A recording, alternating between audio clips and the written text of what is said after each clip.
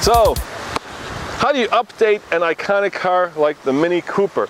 That's not easy. In the case of Mini, for the newest model, they've made significant changes to the chassis and to the engines. And of course, to the style, well, it's pretty much the same, except there is one major difference.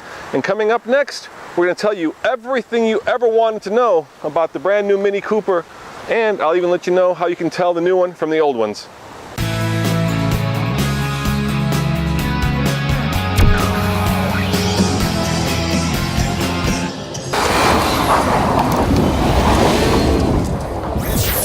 All right, Chris, let's start with the brand new Mini. Why don't you pop the hood, tell us what is under the hood of this Cooper S. Here we go. So we've got the new BMW Group developed engines, both for the Cooper as well as the Cooper S. What we're having a look at here is actually the Cooper S engine. So this is a 4-cylinder, 2-liter Mini twin power turbo engine, pushes out 189 horsepower and is actually offering our customers 207 pound-foot of torque. On our Cooper engine, we've also up on horsepower there, 134 horsepower and 162 Newton meters of torque. Sorry, pound-foot of torque.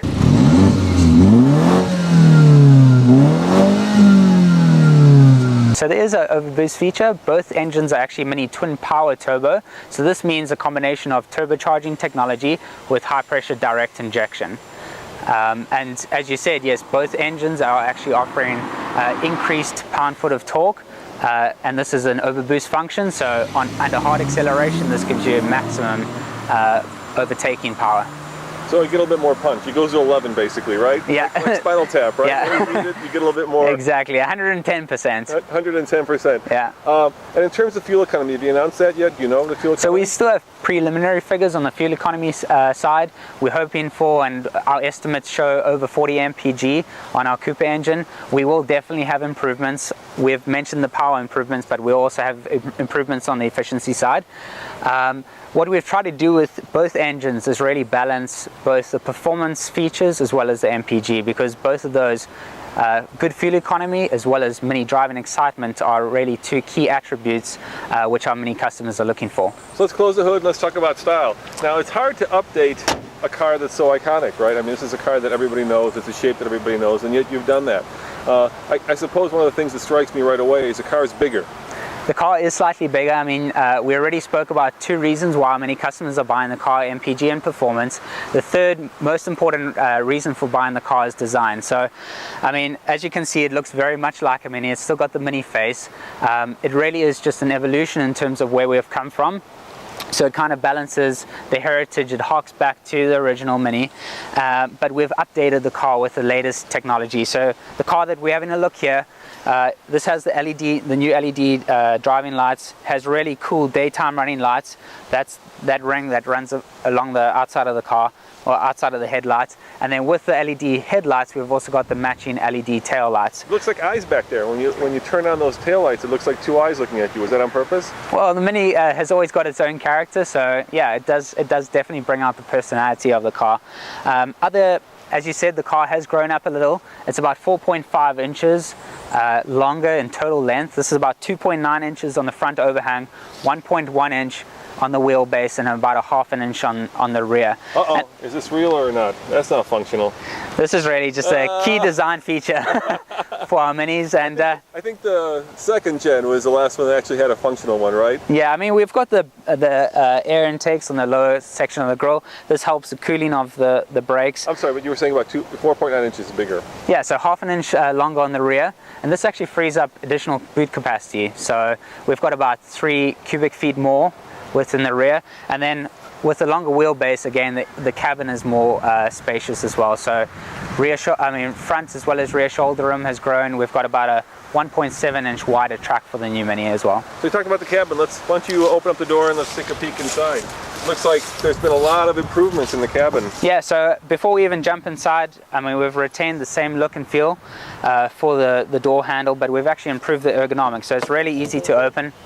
We've made a few other changes to the ergonomics. So we've got the door locks on the side of the door. We've got actually now the window switches on the door. And then for the first time, we've also got the speedometer on the steering column directly in front of the driver. So it makes it much easier just to glance down and have a look at your speed. So let's jump inside. Yeah, walk me through the inside. So having a look at the inside of the car, for me there's two key big differences. First of all, the center instrument, so it looks very much the same as what we've had in the past, but no longer houses a speedometer.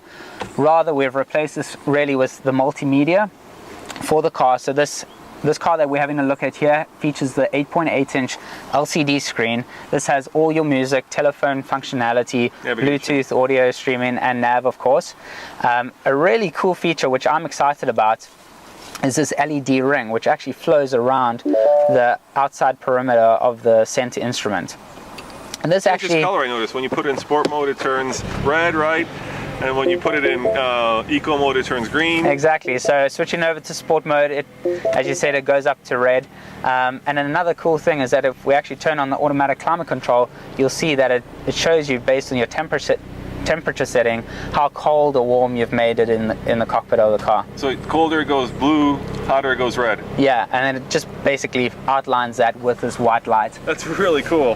What are some of the other cool features? I noticed you've gotten rid of that little wizard's cap, right? That used to be the kind of the iDrive version of the infotainment system, and now you have a much different device. Exactly. So we've gone for this mini touch controller, much easier controller in my mind to use.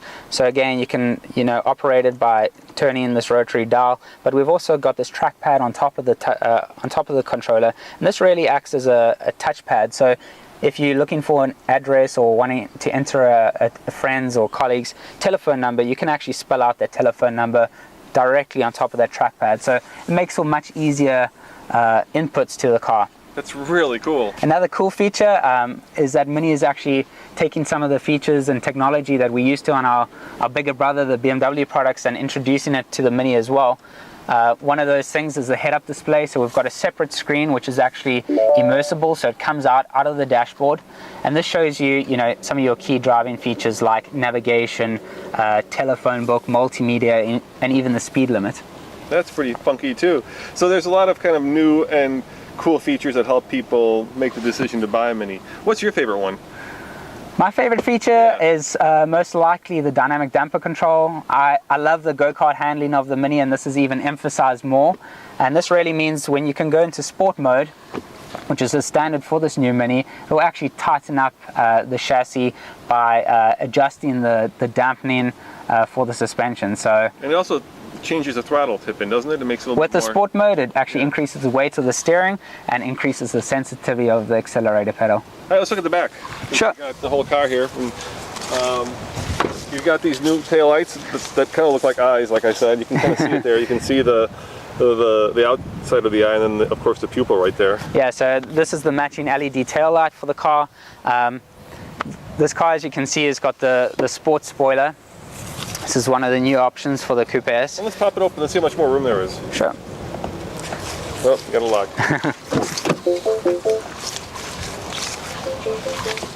There we go.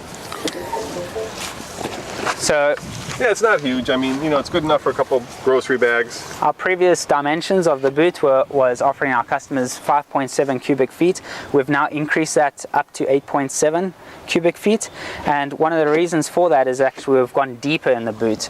So we've maximized the depth and then pushed the outsides of the boot. I don't see a spare even tire. A bit more. Run flats? Run flats are the standard for our Coupe S model, and our Coupe engine will actually have the emergency spare wheel, which is stored just underneath the car. Now let's fold the seats down. It's a 60-40 split, right? It's a 60-40 split. Another cool feature which I quite like is the storage position. So you can actually flip this latch up there, and the rear seat can lock into a more vertical position, freeing up additional space. Maybe not ideal for really long trips for the rear passengers, but it does free up a bit more space. And obviously, if people want storage room, they probably go for the Countryman. That's more the family one. Sure, exactly. That's the focus of that car. Nice. And then adjusting this flat load floor, you can actually get a completely flat load for the rear. Now, have you announced pricing yet? So these cars are offering great value. Entry level price is $19,950, so this is only 1.3% on top of the current generation hardtop. So we're very excited about that price, and I'm sure our customers will be too. And do you have a pricing for the Cooper S? Coupe S is starting at $23,600. $23,600, and what will it go up to? I mean, if you get all the bells and whistles. I think the average, the price for the Coupe S will be about $28,000 once you've added in some of the technology, automatic transmission, which is obviously popular within the United States. And on our Coupe engine, probably just over $22,000, somewhere around there. I see. And how about availability? When do these hit the dealerships? We'll launch both models actually at the same time in the US market, and this is between mid to late April. So only a few weeks from now. A few months from now. A few months from now. Yeah. And will there be a convertible? I take it there will be. Yeah, so I mean, this really sets it up, the new platform, new engines, and new technology for the rest of the Mini range, and we'll roll out the future Mini as, in the next couple of years and in the near future as well. And, is there any questions I've forgotten that I should ask? I think we've covered all of them. Yeah, so this is everything you ever wanted to know and a little bit more. Thank you very much, Chris. Thank you very much. Thank you for the time. Yeah, appreciate it. So, have you figured out how you can easily tell the new one from the old? Let me show you. Right here, it's this headlight surround. That's sort of like an upside down horseshoe, more or less. And when the car is moving, that is lit up. And that is an easy and instant way to tell the new Mini from the previous generations. As always, this is Roman reporting for the Fastlane Car. Remember, subscribe for a new car video every day and check us out on Facebook, Instagram, Pinterest, Twitter, well, you know, all that stuff. Thanks for watching and see you next time. Ciao.